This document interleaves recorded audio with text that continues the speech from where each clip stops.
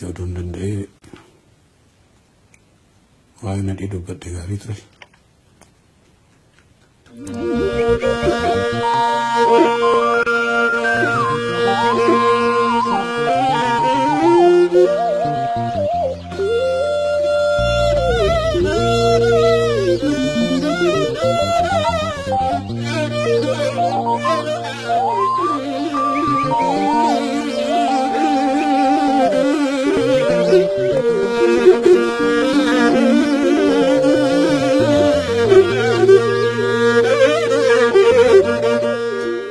Obbo Haayiluu Daargee Gammadaa waa'ee waahila isaanii gooticha Oromoo Obbo Nadhii Gammadaa waan ibsuu dadhabaniif barreeffamaan nuuf kennan.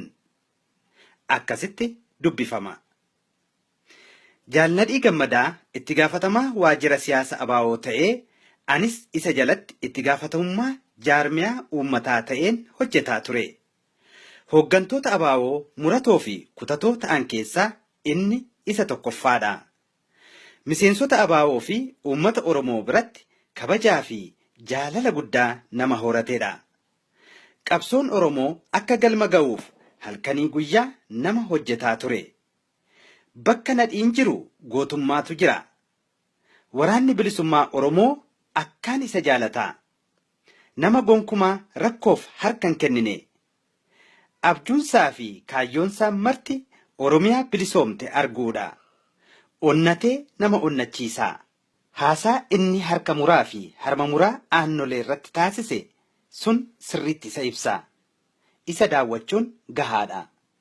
Daawwattoota keenya nutis guutummaa viidiyoo suur sagalee haasaa Obbo Nadhii Gammadaa bara 1991 aannolee irratti taasisan mankuusaa fiilmii keenyarraa akka itti aanutti isin affeerra.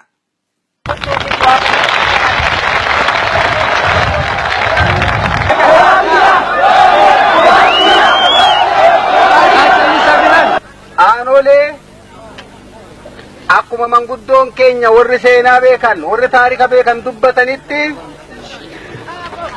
lafa hammeenyaa olii ilmaan Oromoo irratti dalagame.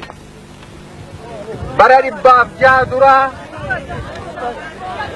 bara 1886 akka lakkoofsa warra Awurooppaatti yeroo waraanni koloneeffataan gabroonfataa weeraraan Minilik biyya Oromoo keessaa kutaa Arsii jedhamee beekamu kana cabsee seenetti Oromoota haala addawaadhaan qophii meeshaa Afrikaa kan bonjaa fi eeboo kan immoo wantee biran dabarreen madaafaa fi qawwee dura dhaabbatanii waraana Minilik marraa 5 ol cabsanii deebisan yeroo injifatetti akka lammata mataa waliin qabanne gochuudhaaf cabsuudhaaf lafa jiichuudhaaf jaynoonni keenya hayyoonni keenya obboleettiiwwan dur dabran keenya nama 12,500 ol bakka harmi irraa itti murameeti harki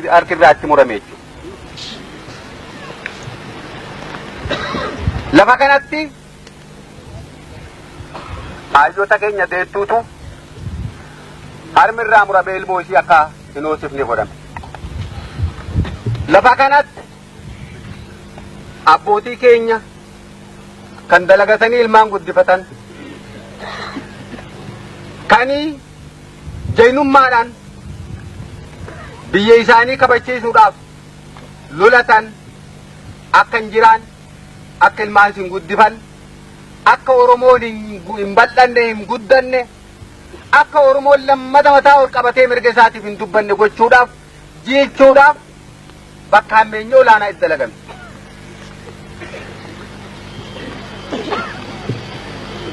Haa ta'u akkuma har'a waliin argaa jirrutti hayni uummataa tokko hammeenya kamiinuu dhokatee hafuu hin danda'u. Uummanni keenya kan harkaa fi harmi itti murame sun wareega hangas ga'u waan hangas ulfaatu fudhachuu kan danda'e bilisummaa isaatiif arraati bitta bilisummaa santu nu keessaa bilbilaa jechuudha.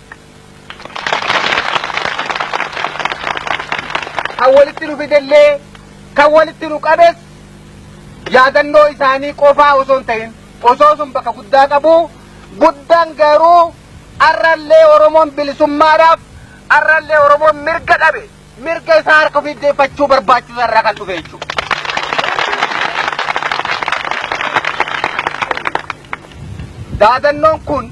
Yaadannoon kun kanarraa asitti darbannee biraa deemnu osoo hin ta'in kan hanga maayyiitti fullaasuudhaan takkaa biyya keenya abbaa biyyaa ta'u yookaan akka abbootii keenyaaf akaakayyoota keenyaa sanitti nus wareega itti fudhachuu baallama itti seenuu qabnu jechuudha.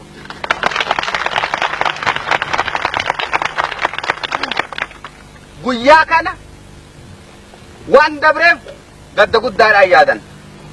Waan har'a keessa jirruuf ammoo kan barnoota nuu kenne kani akka hin daganne nu godhu kan diinaa fi fira akka adda baafannu nu barsiisa waan ta'eefi waan abbootiin keenya nu taraaranii bira dabarsee irra ijjannee isarra dhaabbannee fuuldura tarkaanfachuudhaan qabsoo keenya wallaansoo keenyan mirga keenya harka keenya galfachuudhaaf bakka kana gahuu danda'uu keenyan ammoo kan itti gammannu jechuudha. Aanolee kanaan dura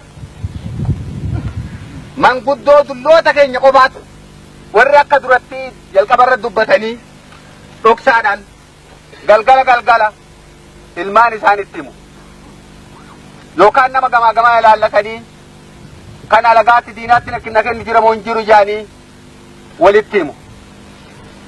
Akkasiin osoo hin dagatamin as ga'e malee seenaan isaatu akka awwaalamu diinni keenya tattaaffiin godhin hin qabu jechuudha. Hamtuu akka aanolee faa kan uummata Oromoo irratti bakka dalagamte irraa kan ka'e bara 600 dabranii uummanni Oromoo biyya isaa irratti maalin tokkoffaa maalin lammaffaa maalin maaliffaa jedhamee inni maayyitti lakkaa'amaa bahe. Irra hedduun keessan ni beeytanii jechuudha. Maqaa dha'uun barbaadu. Biyya isaa irratti afaan isaa dubbatuun arrallee sadarkaa gulantaa magaalota keenya kan katamaa keenya keessatti afaan Oromoo dubbachuu hin dandeenye irra sadarkaa jirra jechuudha. Hammeenya diinni dalageen taarika keenya hangi beeynu baay'ee xiqqaadha jechuudha. Aadaan Oromoodhaa aadaan bareedaan aadaan boonaan ilmi Oromoo kan duratti gaafa bilisummaadhaa hogguu abbootiin nu himan hogguu barruulee warra alagaa tokko kan bubuutee hafteerraa arginu haalan nama boonsu sun awwaalamee dhokatee aadaa wallaaladhaa jedhamee lafatti darbatameetiin hin ture jechuudha. Galata ummata keenyaa abbootii keenyaa kan jolaa wanti kun hunduu akka hin banne jabaatanii tiksanii asiin nu ga'anii fi ammas qabsoo keenyaa keessumaa galata adda bilisummaa Oromoo ilmaan Oromoo kanneen murannoo hanga maayyitiin falmuudhaaf kanaan duras murannoo qabaachaa turan kan akkas murannoo san qabanii har'a hanga xiqqaa tokko mataa ol qabanne jechuu ni dandeenya.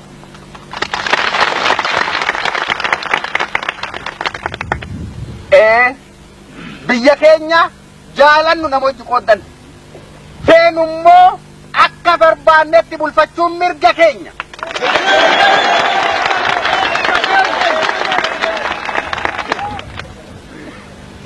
Alagaa biyya keenya irratti nu bulchuuf nurratti lafa dhiitu kan hidhatee muratee dhaabbatu nuti immoo mirga keenya kabachiisuudhaaf wanti murachuun hanqis hin jiru jechuudha. Hin jiru.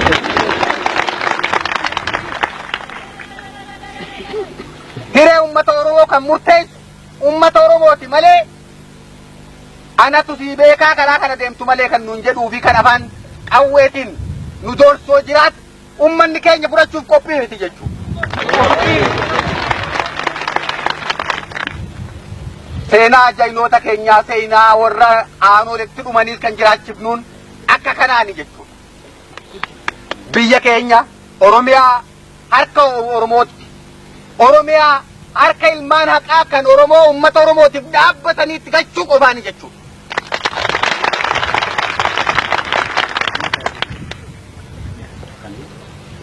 Egaa guyyaa kabajamaa yaadatamaa bara 100 guutuu awwaalame kana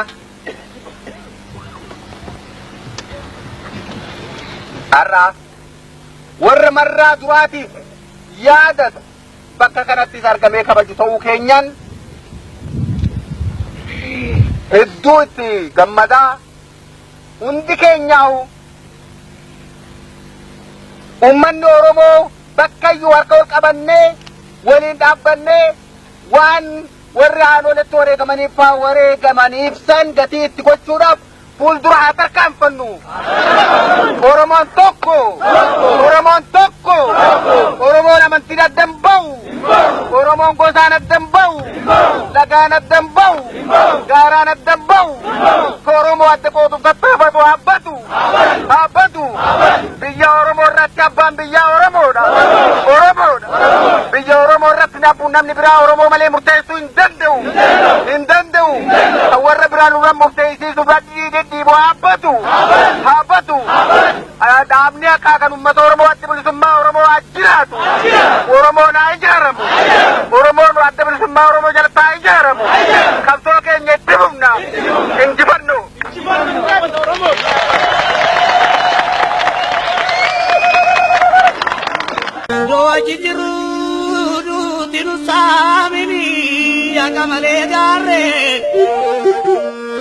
Ina jesa male jam sudah mimpi de janjalan bane, di jalur nori wak kamale mare.